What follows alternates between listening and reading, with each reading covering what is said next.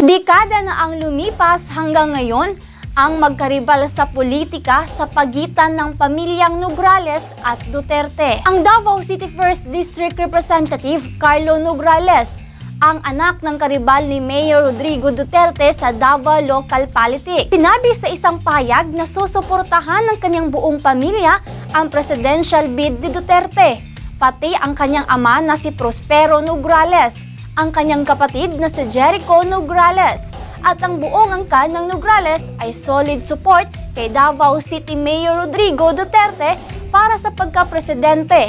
Sinabi ito ni Carlo Nograles sa pagtipo ng mga Filipino-Chinese business sa Maynila noong Martes, January 19. Si Prospero Nograles Jr., isang dating House Speaker at karibal sa posisyon bilang mayor sa Davao ni Rodrigo Duterte. Ang dalawang Nograles ay 3 beses nabigo para sa mayorship sa Davao City.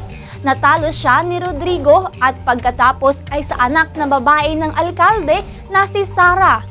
Ngunit ang pamilyang Nograles ngayon ay handang sumuporta sa isang kapwa Davaoenyo. Ayon kay Carlo Nograles, kung mayroong isang pagkakataon upang ilagay ang isang tao mula sa Davao o mula sa Mindanao na ilalagay sa Malacanang bilang Pangulo ng Republika ng Pilipinas, ang lahat ng politika at ang lahat ng away ay dapat nang kalimutan. Dagdag pa ni Nograles, dapat kalimutan ang nakaraan at humarap sa hinaharap. Ang batang Nograles ay naghahanap ng re-election sa darating na butuhan. Inatasan ni Mayor Duterte si Nograles na maging numero 1 recruiter sa House of Representatives.